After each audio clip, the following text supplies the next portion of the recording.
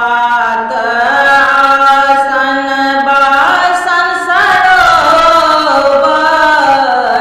बास।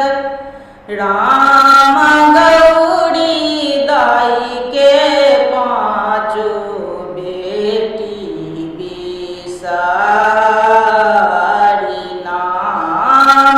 राम गौरी दाई के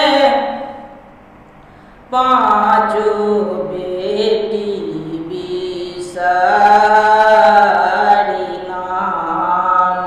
नाबले रे मल्हा भैया रूपे करुआर। राम बिसारी जेती मृत्यु भुवन